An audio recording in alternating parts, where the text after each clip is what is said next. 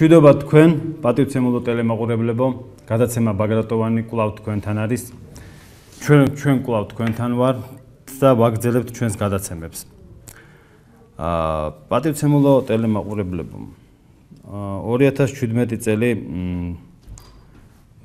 ერთ-ერთი ძალიან სერიოზული, ძალიან არაჩვეულებრივი ადამიანის გარდაცვალება მოხდა ამ 2017 წელს და მე მინდა ამ ადამიანის შესახებ დღევანდელი გადაცემა ამ ადამიანს დავუთმო.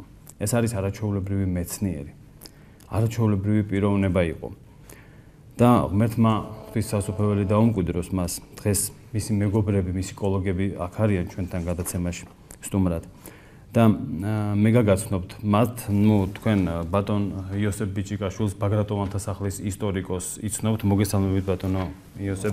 აგრეთვე ბატონი იოსები გახლავთ საქართველოს სამეფო სახლის ისტორიული განყოფილების ხელმძღვანელი და აგრეთვე ჩვენი გადაცემის სტუმარი გახლავთ ბატონი გიორგი ცირეკიძე, პროფესორი, რომელიც გახლავთ საავიაციო უნივერსიტეტის საინჟინრო ფაკულტეტის დეკანი. მოგესალმებით ბატონო გიორგი. და მე პატარა მიმოხილვას გავაკეთებ, პატარა ისტორიას მოვყვები ამ არაჩვეულებრივ პიროვნებაზე, რომელზეც მინდა დღეს ვისაუბროთ. ეს გახლავთ ბატონი რაული ვლადიმერიძე ჩაგუნავა, რომელიც გახლდათ საინჟინრო აკადემიის აკადემიკოსი და ქიმიის მეცნიერებათა დოქტორი, 12 წიგნის და 250 სამეცნიერო სტატიის ავტორი. მე მინდა გითხრათ, რომ ვიცნობდი ბატონ რაულს, არაჩვეულებრივი ადამიანი იყო და სხვათა შორის გქონდა ჩვენ დაგეგმილი, რომ მასთან ოჯახში ის ავად გახლდათ და ძიმე ავადმყოფობდა ბოლო პერიოდში და გვინდოდა ჩაგვეწერა და სამწუხაროდ ვერ მოვასწარით. იცით, იგი მეუბნებოდა ხოლმე, რომ ბაგრატიონებიო, როგორც მეცნიერებიო, ძალიან სერიოზული წვლილი აქვთო შეტანილიო მეცნიერებაშიო და ამასო განსაკუთრებული ყურადღება უნდა მიექცესო, ძალიან ბევრს მუშაობდა ამ მიმართულებით. ეხლა რა თქმა უნდა, მე ამდენს ვერ ვიტყვი, რამდენსაც აგერ ბატონი იოსები ისაუბრებს და ბატონი გიორგი ისაუბრებენ და მე გავაგრძელებ, ესე იგი, ძირითადი სამეცნიერო მიმართულებები ბატონი რაულის გახლდათ ქიმია და ქიმიის ტექნოლოგიები, ქართული მეცნიერების ისტორია, მეცნიერები და საზოგადო მოღვაწეები ბაგრატიონთა დინასტიიდან. მეფე ვახტანგ მე-6-ის და ქიმიკოს პეტრე რომანიძე ბაგრატიონის შრომების გამომცემელი გახლდათ. ტაო-კლარჯეთის ბაგრატიონთა ისტორიის საკითხების მკვლევარი. ქართული მეღვინეობის ისტორიის და ტექნოლოგიების საკითხების მკვლევარი. ქართული მედიცინის ისტორიის საკითხების მკვლევარი გახლდათ. ქართული ნუმიზმატიკის საკითხების მკვლევარი. ქართული პალეოგრაფიის საკითხები. საკმაოდ ვრცელი მეცნიერული მოღვაწეობა. ბატონო იოსებ, ძალიან გთხოვთ პირველ რიგში ისტორიული კუთხით მიმოვიხილოთ ბატონი რაულის მოღვაწეობა, მისი შრომები და პირველი კითხვით თქვენთან გადმოვალ. რა სიტყვით ამ უდიდეს პიროვნებას? თავდაპირველად ეს იყო ძალიან დიდი მეცნიერი. დიდი იმ მხრივ, რომ ის იყო ქიმიკოსი. დიახ. ხოლო როცა მან ამ მეცნიერებაში გარკვეული წარმატებები მიაღწია, მან გადაწყვიტა გადმოსულიყო ისტორიულ მეცნიერებაში. ანუ მთელი მისი სამეცნიერო მოღვაწეობა გადმოინაცვლა, ბოლო მისი ცხოვრების 20-25 წლის მანძილზე ისტორიის საკითხების შესწავლისკენ. პირადად მე ბატონი რაული გავიცანი 2002 წელს, როცა ერთობლივად დაიგეგმა ამ წიგნის ბაგრატიონების. ვაჩვენოთ თუ შეიძლება ეს ამ წიგნის შესახებ პატივცემულო ტელემაყურებლებო, ჩვენ გქონდა საუბარი, ბევრი ვისაუბრეთ ამ წიგნის შესახებ და ეს ის წიგნი გახლავთ ბაგრატიონების სამეცნიერო და კულტურული მემკვიდრეობა. ანუ ეს წიგნი დაიგეგმა როგორც ერთობლივი ძალისხმევის წიგნი. ანუ ამ წიგნს სათავე დაუდეს სხვადასხვა ორგანიზაციებმა. კერძოდ ეს იყო საქართველოს მეცნიერებათა აკადემიამ მიიღო ამ წიგნის შექმნაში მონაწილეობა, თბილისის სახელმწიფო უნივერსიტეტმა, თბილისის ტექნიკურმა უნივერსიტეტმა, თბილისის სამედიცინო უნივერსიტეტმა და ასევე ბაგრატიულთა სახლმა. აი ეს ერთობლივი წიგნი არის ფაქტიურად ბატონო ესე მე ვიცი უდიდესი შრომა გაქვთ თქვენ ჩადებული ამ წიგნს. არამედ ყველა იმ 45 ავტორს ვინც ესე ვთქვათ მიიღეს მონაწილეობა ამ წიგნის შექმნაში, აი ამ წიგნის მთავარი რედაქტორი იყო აკადემიკოსი ბატონი როვინ მეტრეველი და სხვა დიდი მეცნიერებიც იღებდნენ აი ამ წიგნის შექმნაში მონაწილეობას. აი ხანდახან ბაგრატიონები როცა იკრიფებიან, ხუმრობით ამ წიგნს ეძახიან ესე. ბატონი რაული და სხვანი. სხვათა შორის ძმენია რა. ფაქტიურად აი აქ წარმოდგენილი არის ბაგრატიონების მიერ მოღვაწეობა ფაქტიურად ყველა სამეცნიერო დარგებში, რომლებიც გავრცელებული იყო მე-17, მე-18 საუკუნეებში. და ყველა ამ სფეროში არის ერთობლივი ბატონ რაულის და სხვა მისი კოლეგების სტატიები. გეოგრაფიის მიმართულებით, ასტრონომიის მიმართულებით სტატიები არის, მათემატიკის, ფიზიკის, კარტოგრაფიის, ისტორიის და სამედიცინო მიმართულებით საკითხები არის აქ განხილული ბაგრატიონები და ქართული მედიცინა ვთქვათ. ანუ ბევრი ისეთი საინტერესო საკითხები არის განხილული ამ წიგნში და აი ფაქტიურად 9 სტატიის თანაავტორი გრძანდებოდა ბატონი რაული. რაც ეხება მის კონკრეტულ მოღვაწეობას ისტორიულ მეცნიერებაში, ის ძალიან მრავალფეროვანი არის. ანუ ის შეიცავს როგორც ისტორიის საკითხების შესწავლას, როგორც ქრონოლოგიის საკითხების შესწავლას, ასევე ისტორიული ძეგლების ხელახალი გადათარიღების საკითხებს მოიცავს მისი სამეცნიერო ნაშრომები. ზოგი გამოქვეყნებულია, ზოგი ის რომელიც გამოქვეყნებულია, აი ამ საისტორიო ძიებანის, ესე ვთქვათ, პირველ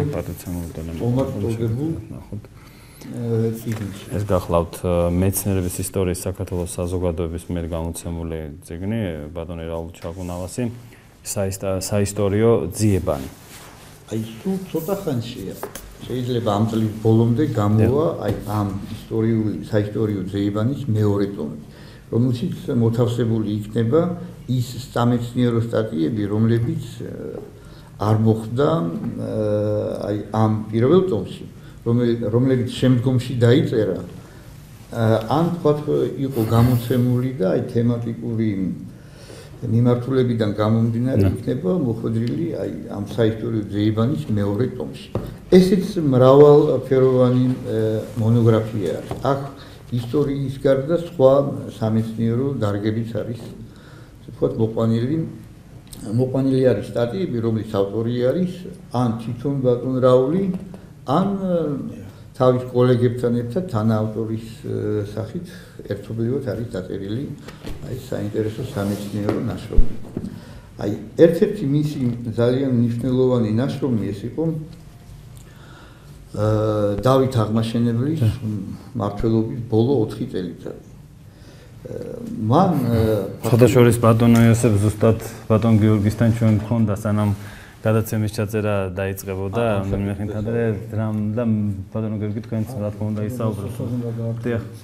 დიახ. ანუ ამ სამეცნიერო ნაშრომში მოყვანილი არის ახალი ხედვა საქართველოს მე-12 საუკუნის ისტორიისა. ანუ ის რომ სინამდვილეში დიდგორის ბრძოლა მოხდა არა 1121 წელს 12 აგვისტოს, არამედ 1122 წელს. თბილისი იყო აღებული არა 1122 წელს, არამედ 1123 წელს. ანუ მან აი დააზუსტა აი ეს ამ მოვლენების ანუ დეტალურად იმუშავა ამ საკითხზე და წყაროებზე დაყრდნობით, რა თქმა უნდა. ეს ყველაფერი აქვს მათ შესწავლილი. და ეს გამოქვეყნებულიც არის. ნუ სამწუხაროდ ჯერჯერობით ქართული ისტორიოგრაფიამ ამ სტატიებს სათანადო ყურადღება ჯერ ვერ მიექცია ან არ მიაქცია და კიდევ მოვა დრო, როცა ყურადღებით ყველა კიდევ ერთხელ გადავიკითხავთ მის სამეცნიერო მემკვიდრეობას და შესაძლებელია რომ ამ ასე ვთქვათ ახალი ხედვის ახალი ასე ვთქვათ საკითხის შემდეგ მოხდება ეს ცვლილებები ანუ იქნება შეტანილი როგორც სკოლის სახელმძღვანელოში, ასევე სხვა ისტორიულ გამოკვლევებში იქნება გამოყენებული სხვა მეცნიერების მიერ. აი ესეთი შთაბეჭდილება მრჩება ბატონო იოსებ, რომ მას დრო ძალიან ბევრი ქონდა კიდე გასაკეთებელი, ძალიან ბევრი დარჩა გასაკეთებელი. დიახ. სამწუხაროდ ბევრი მისი სამეცნიერო ნაშრომი ნახევრადაა დაწერილი. ვთქვათ, იდეის დონეზე არის შემორჩენილი მის ხელნაწერებში, რომელიც ესე ვთქვათ, ჩემს მიერ ნანახი არის. ზოგიერთი სტატია ბოლომდე არის მიყვანილი და აი მე როგორც ვთქვი, აი ამ საისტორიო ძიებანის მეორე ტომში იქნება მოხვედრილი. აი ყველა ის სიახლე, რაზეც აი ბოლო პერიოდში მუშაობდა ბატონი რაული, მოხდება აი ამ ახალ გამოცემაში. და რომელიც იმედი არის, რომ ამ წლის ბოლომდე ან ამ წელს თუ არა მომავალ წელს ქართული საზოგადოება გაიცნობა აი მის მოღვაწეობას აი ამ სფეროში. ძალიან საინტერესოა, აი ახლა აქ ჩვენ პატივცემულ ტელემაყურებლობა გვაქვს უამრავი წიგნი და მე მინდა რომ ეს განახოთ თქვენ. ეს არის ვახტანგ მე-6 წიგნი ზეთების შეზავებისა და ქიმიისა ქმნის. ვახტანგ მე-6-ზე ბატონ რაულს უთქვავს ჩემთვის, რომ არაჩვეულებრივი პიროვნება იყო, არაჩვეულებრივი მეცნიერი. ძალიან დიდი მეცნიერი შეიძლება ესე ითქვას, მაგრამ მე-6 იყო ბევრი მეცნიერული დარგების ფუძემდებელი საქართველოში. როგორც საბუნებისმეტყველო მეცნიერების, ასევე ისტორიული მეცნიერების ფუძემდებელი. ძალიან ბევრი წიგნია, მინდა რომ აი ეს ყველა წიგნი განახოთ პატივცემულ ტელემაყურებლებმა. ეს წიგნები არის ბატონ რაულის ფაქტიურად სიცოცხლე. აი ესეთი ანუ მან შეალია აი მის ამ საკითხების გამოკვლევას მთელი თავის სიცოცხლე. აი ვახტანგ ბაგრატიონის საბუნებისმეტყველო სამეცნიერო მოღვაწეობა. მოკლედ აი უამრავი წიგნი აქვს ჩვენ გვაქვს ეს წიგნები და რა ვიცი უამრავი შრომა აქვს ჩადებული ამ მეცნიერებაში და ამ დარგში. ვთქვათ რომ ერთი გადაცემა საკმარისი არ არის რომ ბატონ რაულის მოღვაწეობა აი მთლიანად იყოს ესე ვთქვათ აღნუსხული რო იტყვია. ანუ აი ყველა დეტალი იყოს გახსენებული, ყველა მომენტი მასთან როგორც მეცნიერული, ასევე უბრალოდ შეულებრივი ადამიანური მეგობრობის უკუთხით რომ გადავხედოთ ამას ყველაფერს. აი ბატონო იოსებ, ეხლა მე ბატონ გიორგისთან გადავალ. შეკითხვით, ბატონო გიორგი, როგორი ადამიანი იყო, როგორი მეგობარი იყო, როგორი მეცნიერი იყო თქვენ? მასთან ჩემი ურთიერთობის მრავალი წლის განმავლობაში ჩამომიყალიბდა ესეთი მკვიდრი აზრი, რომ ეს ძალიან დიდი ენციკლოპედისტიც იყო. იმუშავა მრავალ დარგში, მაგრამ ყველგან ჰქონდა ღრმა განსწავლულობა, ცოდნა, უნარი და შრომის მოყვარობის საოცარი ძალა. მე შევეხები რამდენიმე მომენტს. ბედნიერია მეცნიერი და ბედნიერია სიტუაცია, როცა ამა თუ იმ საკითხს კერძოდ პიროვნების შესახებ წინათაობის მეცნიერის ან მოღვაწის შესახებ წერს კაცი, რომელიც გარკვეულია დარგში და ამავე დროს ესმის მისი წინა საფუძვლებიც. მაგალითად, როცა გადაწყვიტა ვახტანგ მე-6-ზე შეექმნა ფუნდამენტური შრომები, მან ძალიან კარგად შეისწავლა წინათაობის ქიმიკოსები, დავარქვათ ქიმიკოსები, ისეთი როგორც მაგალითად ქანანელი იყო და თავის ცნობილ კარაბალდენში უამრავი ინფორმაცია მოგვცა სამკურნალ წამლ ხელოვნების შესახებ. შემდეგი თაობის ზაზა ფანასკერტელ-ციციშვილის უზარმაზარი წიგნებიც დეტალურად ქონდა და მთელი თაობის დამუშავებული და ამის შემდეგ დაიწყო მან წერა ვახტანგ მე-6-ის ქიმიის შესახებ. მე სხვა ნაწილებს არ ვახსენებ, იმიტომ მას საბუნებისმეტყველო მეცნიერებაში კიდევ ორი წიგნი აქვს გამოცემული.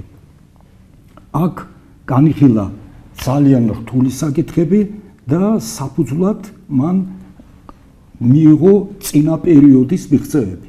ახლა ძალიან საინტერესო პიროვნება არის ვახტანგ მე-6. ეს არის გვირგვინი და მშვენება ბაგრატონთა გვარისა. უზარმაზარი ტალანტის, ნიჭის და ძალის და ცოდნის მქონე პიროვნება.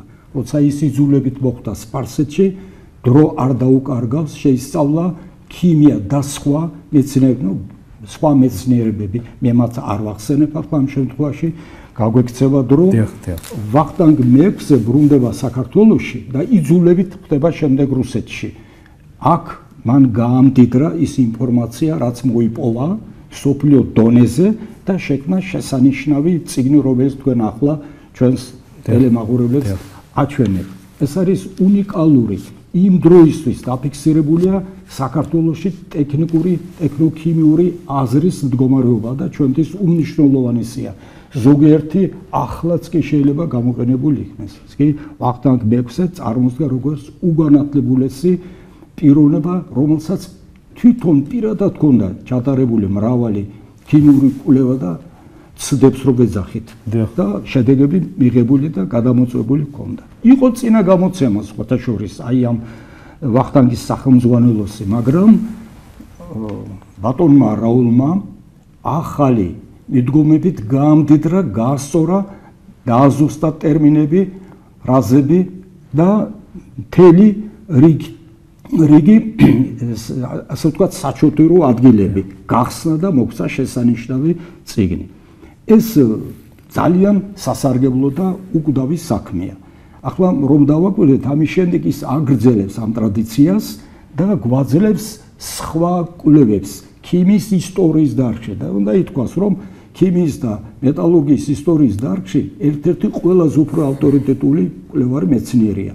მან მოგვცა შესანიშნავი კვლევა კოლეგებთან ერთად ერთ-ერთი დიდი ქართველი მეცნიერის შალვა ცინცაძის შესახებ. ეს არის ტრაგიკული ბედის პიროვნება, რომელიც დაიღუპა, მაგრამ მისი შემოქმედება და ნაღვაწი ახლაც გამოიყენება მსოფლიო პრაქტიკაში და დიდი პატივი მიაგო მის უგდავ ხსოვნას. გაკეთა ქიმიური ტექნოლოგიის შესახებ ნაშრომი, ეგრე ბატონ სოსოსთან დევს კოლეგებთან ერთად. აქ არის თითქმის დარგის იმ პერიოდის ქიმიის ისტორია მოცემული. და ასევე მისი მამის და აი კოლეგებთან ერთად მისმა მოწყვეტია ქიმიური მეცნიერების შესანიშნავი. მე უნდა გითხრათ, მრავალი წლის წინ საუბრობდით ივანე ჯავახიშვილზე, რომელთანაც სწორება ეს ჩვენთვის ყველას მოვალეობაა. ეს არის მე-20 საუკუნის პირველი ნახევრის საქართველოს უდიდესი პიროვნება.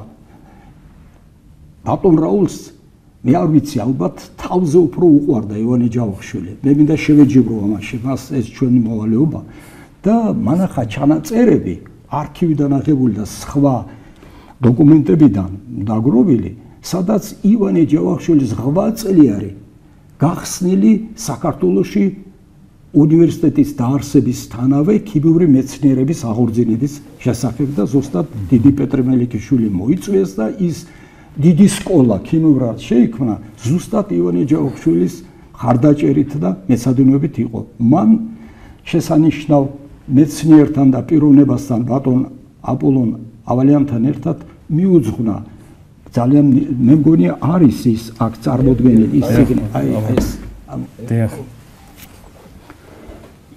აი ივანე ჯავახიშვილი ქართული ტექნიკური კულტურის მოამაგე. დიახ და კიდევ აქვს სტატიები მიძღვნილი ქიმიის მეცნიერების განვითარების შესახებ არის ბატონ აპოლონთან ერთად ქიმიის მეცნიერების განვითარება საბჭოთა საქართველოში მომავალში. ეს არის შეფასებული ობიექტური საკითხის ღრმა მცოდნის მიერ. ბოლო პერიოდში ბევრი ენერგია და შრომა შეადია ისეთი პიროვნების წამოჩენას, როგორც პეტრე ბაგრატიონი ბრძანდებოდა.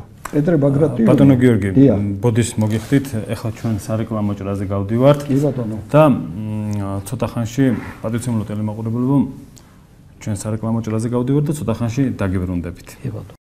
ჩვენ დაგიბრუნდით პატრიციულო ტელემაყურებელო და ბატონ გიორგისთან გადავაკლავ. საქართველოს შვილი დასაკარგავი არ აქვს. ერთ-ერთი შესანიშნავი პიროვნება, რომელიც ბედის უკუღმართობის გამო აღმოჩნდა საქართველოს ფარგლებს გარეთ, ეს იყო პეტრე ბაგრატიონი. დიდი მხედართმთავრის პეტრე ბაგრატიონის ძმისწული. ნიკოლოზ ბარათაშვილის თანაკლასელი. პეტრე ბაგრატიონმა კარგი სკოლა გაიარა პეტერბურგში. შემდეგ აღმოჩნდა ტექნიკურ სასწავლებელში და სულ რაღაც 23-25 წლის ასაკში შეასრულა მსოფლიო მნიშვნელობის სამუშაო ქიმიაში. კერძოდ ოქროსა და რამდენიმე მეტალის ხსნადობა შეისწავლა ციანიდებში, კალიუმის ციანიდში, ფეროკალიუმის ციანიდში. ეს იყო კლასიკური სამუშაო. მეორე დიდი სამუშაო, რომელმაც სახელი მოუხვეჭა პეტრე ბაგრატიონს, იყო ელემენტი, გალვანური ელემენტი, შრალი გალვანური ელემენტი. ამ პრობლემებით იმ დროს თითქმის სოფლიოს უდიდესი ყველა ცენტრი იყო დაკავებული. პეტრე ბაგრატიონმა გალვანური ელემენტების მრავალფეროვან სახეობაში ერთ-ერთი მშრალი ელემენტი გამოიგონა და ეს გახდა საფუძველი შემდგომში სრულყოფილი მშრალი ელემენტების შექმნისა. მე მაინც მგონია, ცუდი არ იქნება თუ ჩამოუთვლი რაღაცებს ამ წიგნიდან, ამ წიგნის ერთ-ერთი ავტორი ბრძანდებით და ბატონმა რაულმა თანამოაზრებთან ერთად შექმნა ეს წიგნი, რომელიც სულ რამდენიმე დღეა ამოვიდა და აღმოაჩინა მეტალების ოქროს, ვერცხლის და სპილენძის ხსნადობა კალიუმის და კალიუმ ფეროციანიდში. ექსპერიმენტულად აჩვენა, რომ ციანიდური გახსნის პროცესი ხსნართან ერთად მონაწილეობს ჰაერის ჟანგბადიც მონაწილეობს. ეს თავის დროისთვის რევოლუციური აღმოჩენა იყო. შეიმუშავა მოსაუქრებლად ელექტროლიტად გამოსაყენებელი კალიუმის ციანაურატის ხსნარის დამზადების გამარტივებელი მეთოდი. გამოთქვა მოსაზრება, რომ ანოდთან შეხების გარეშეც ოქროს ფხვნილის ნაწილაკები ციანიდურ ხსნარებში იხსნება იმავე ელექტროქიმიური გზით. პირველად გამოიყენა ელექტროლიზის მეთოდი ოქროს საანალიზო პრაქტიკაში. პირველად გამოიყენა ელექტროლიზი გახსნილი ოქროს განსაზღვრისათვის. შეიმუშავა დენის გარეშე მოოქროების წესი, რომელიც ჩვეულებრივი ჩაყურსვის წესისგან განსხვავებით და ქიმიური აღდგენის მეთოდის ანალოგიით საგრძნობლად სქელი ოქროს დანაფარის მიღებას უზრუნველყოფს. შეიმუშავა ორიგინალური გალვანოსტეგური მოოქროების წესი, შექმნა დენის წყაროების ისტორიაში პირველი მშრალი ელემენტი. ერთ-ერთმა პირველმა სამეცნიერო პრაქტიკაში დაიწყო გალვანური დენის გავლენის შესწავლა მცენარეთა ზრდაზე. სამწუხაროდ ჩვენ მასალებს ვერ მივაკულიეთ. აუ, რა საინტერესო, ესე იგი ამის შესახებ ის თავის წერილში სოფლიოში სახელმოხვეჭი ბერცელიუსს წერდა. ეს დავაფიქსირეთ. არის ბიბლიოთეკებში წერილი. შეიძლება სადღაც შეიძლება. თვითონ ამბობს, რომ შედეგები კარგი მივიღეო და ბერცელიუს რჩევისთვის მიმართავს. ბერცელიუს ქონდა ეს პრაქტიკა, სოფლიოს მეცნიერებს პასუხობდა, თვითონ უწონებდა ან რაღაც მითითებას აძლევდა. ეს მომავლის საქმე აუცილებლად უნდა მოვიპოვოთ. მოიპოვა ურალში მინერალ ოლტიტის ახალი სახეობა და მის საპატივცემლოდ ბაგრატიონიტი ეწოდა მას.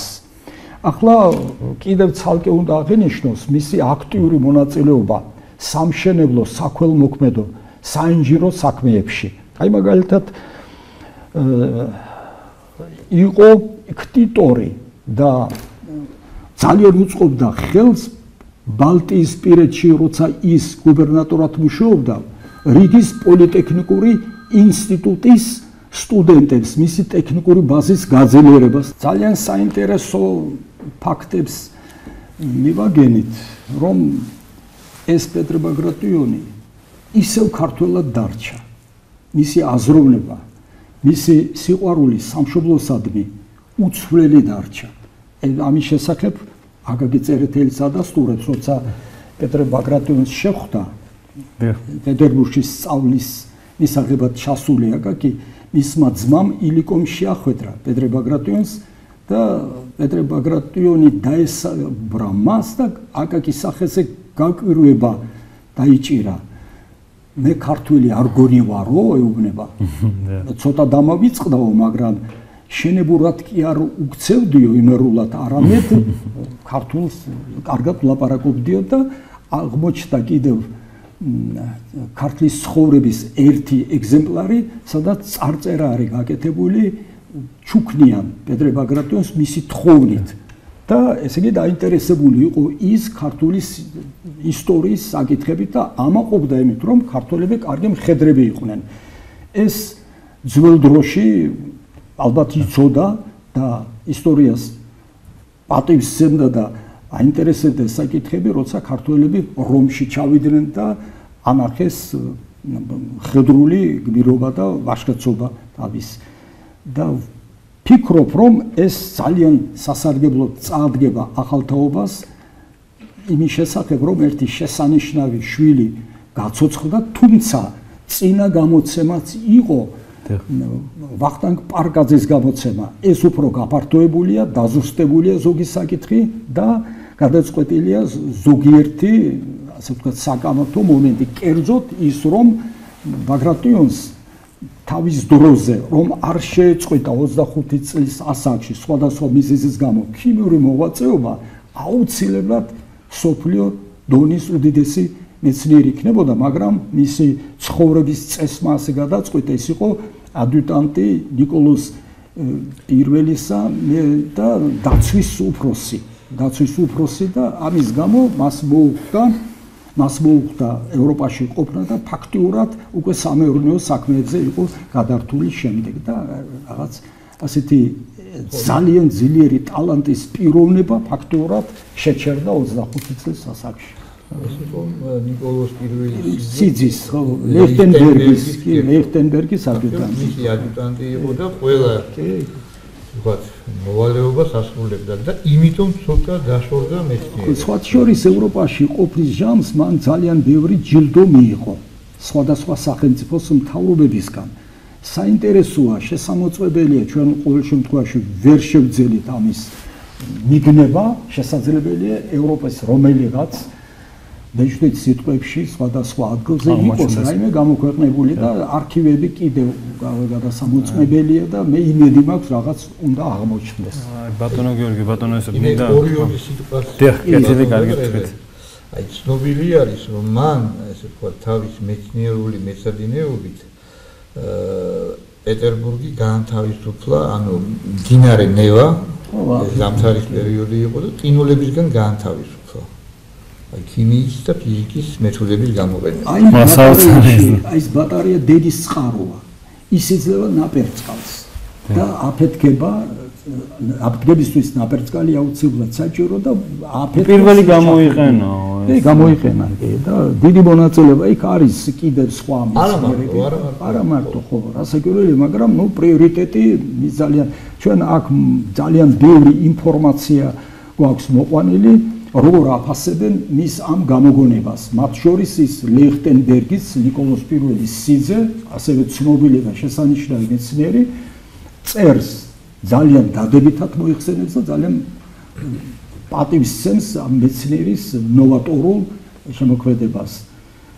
ძალიან კიდე დავალი საკითხი, რომელიც შეიძლება. აი თავარი მე ჩვენი გადაცემის მიზანი ბატონო გიორგი არის ის, რომ ზუსტად განსაკუთრებით ახალგაზრდობა დავაინტერესოთ და განსაკუთრებით ახალგაზრდობამ წაიკითხოს ეს წიგნები, ეს ინფორმაცია მიიღოს, იამაყოს ამით და რაც შეიძლება მეტი შემეცნებითი ისტორიული, აქ ახლა ჩვენი გადაცემის მიზანი ბაგრატიონების ისტორიის მოყოლა, მაგრამ არა მარტო მათი როგორც ისტორიული კუთხით, არამედ როგორც მეცნიერების და როგორც საზოგადო მოღვაწეების და აი არაჩვეულებრივი ინფორმაციაა და მე ურჩევდი განსაკუთრებით ახალგაზრდობას, რომ აი ეს ინფორმაცია, ეს წიგნები წაიკითხოს, გაეცნოს უფრო, იქნებ აღმოაჩნდეს მას სულ გააგრძელოს რაღაც აღუძრას მასში აი ამ ტოლვა მეცნიერებისკენ და უფრო ეს ჩვენი ქვეყნისთვის ძალიან კარგი იქნება. მაგრამ რაღაც საინტერესო მომენტები ისეც არის, რომ მაგალითად მივაკულიეთ საბუთებს ეს ბევრ ისტორიკოს მოყვანილიც აქვს კიდევაც და გონია რომ დიდი პეტრე საქართველოში დაიბადა, თუმცა ყველა წყაროში მითითებულია, რომ ის მოზდოგში დაიბადა.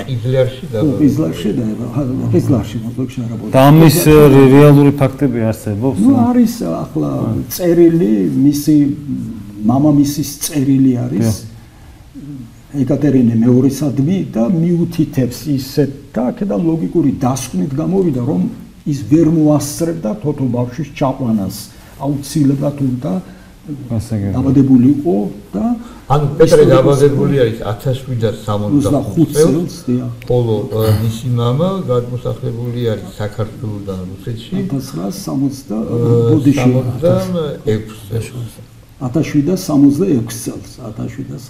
ხოლო ყველა ესე ვთქვათ, მხედართმთავრის პეტრეს ცნობარეში, რომელიც გამოცემულია, რომელიც საარქივო მასალის სახით შემონახულია რუსეთში, რომ იქ მოღვაწეობდა ერთადაც.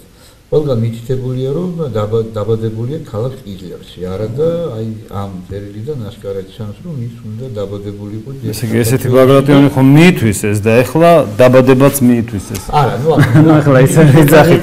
რა თქმა უნდა, მესმის, ან მესმის. ძალიან საინტერესო პიროვნებაა კიდე წარმოჩენილი მისი ძმა პეტრე ბაგრატიონის ოღონდ ამ ქიმიკოსი პეტრე ბაგრატიონის ძმა იოანე ძალიან საინტერესო პიროვნება. ამის შესახებ არის ინფორმაცია? არის ინფორმაცია მოცემული, ის დიუმას ხვდება თავის ჩრდილოეთ კავკასიაში, როცა გამწესებული იყო, ეს პოლკოვნიკი იყო და ხვდება და ამავე დროს ისტორიულ წყაროებში არ არის იდენტიფიცირებული, რომ დიუმას პეტრე ბაგრატიონის ძმა იოანე არის თუ არა პეტრეს ძმა. ესე იგი, ცალ-ცალკე არის ორივეს ბიოგრაფია მოცემული და ეს ჩვენ დავადასტურებთ, რომ იოანე არის დიუმას კავკასიაში მოყვანილი პიროვნება პეტრე ბაგრატიონის ძმა. გასაგებია. გრიგოლ ორბელიანსაც ძალიან თბილი სიტყვები აქვს გამოყენებული იოანეს მისამართით.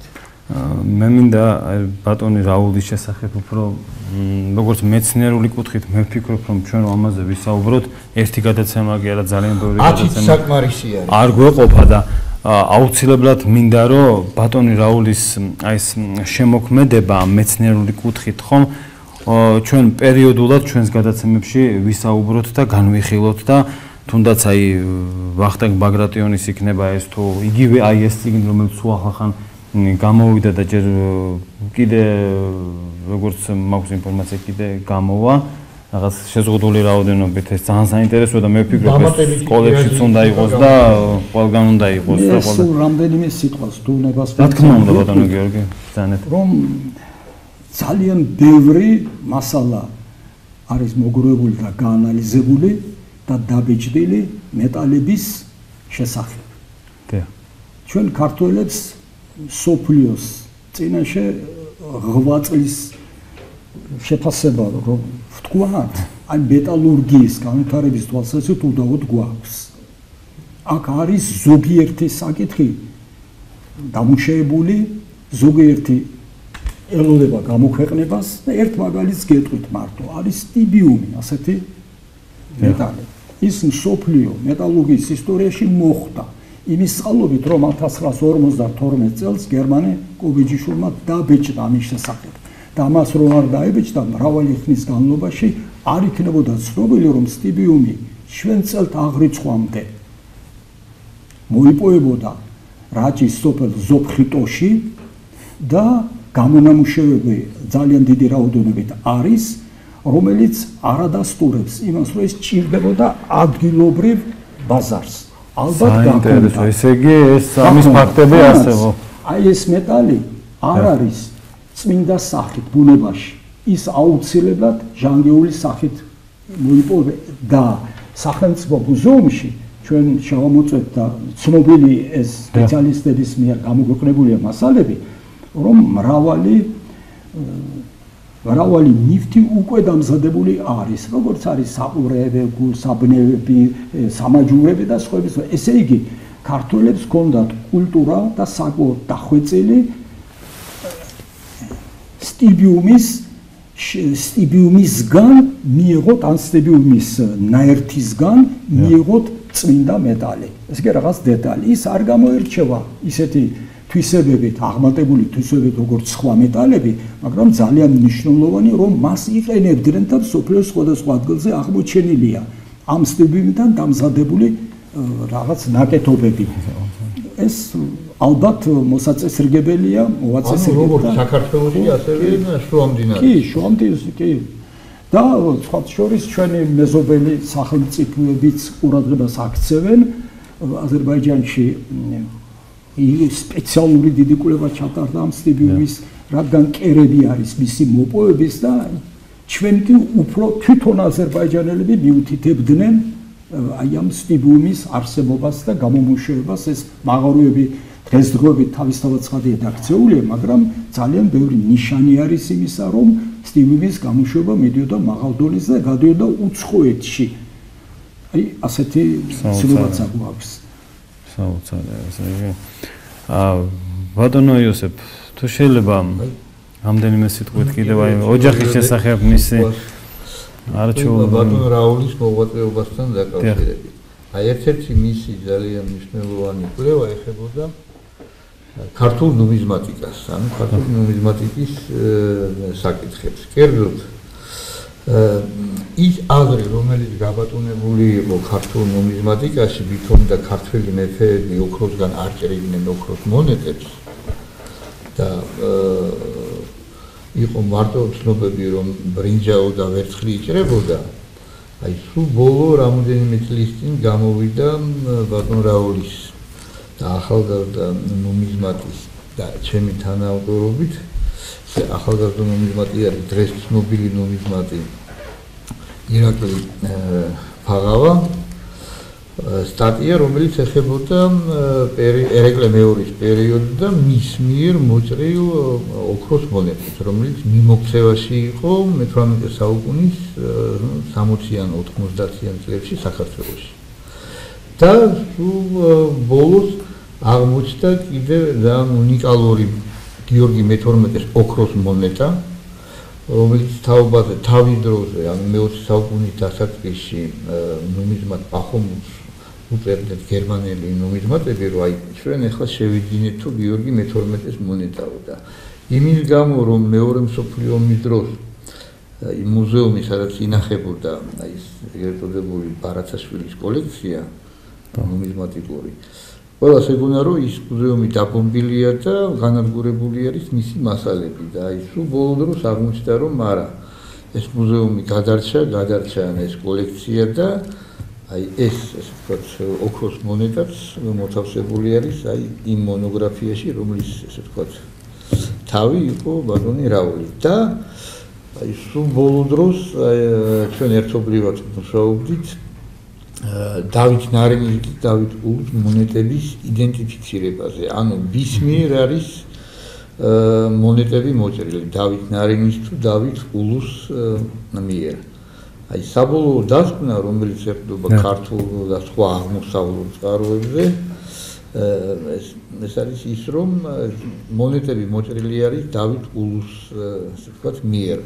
და მათი ერთადერთი ერთობლივი მონეტა ეს უკვე თვითონ ისტორიულადაც ბევრ რამეს ნიშნავს, ხომ? დავით ულუს მოჭრილი რო არის მონეტა. ეს ცვლის ქრონოლოგიურ საკითხებს, ისტორიის საკითხებს, აზუსტებს ამ ყველაფერთან დაკავშირებით. აი მათი ერთობლივი მონეტა იყო მოჭრილი ქუთაისში, როგორც ვარაუდობენ ნუმიზმატები და ორი დავითი არის გამოსახული ამ ვერცხლის მონეტაზე.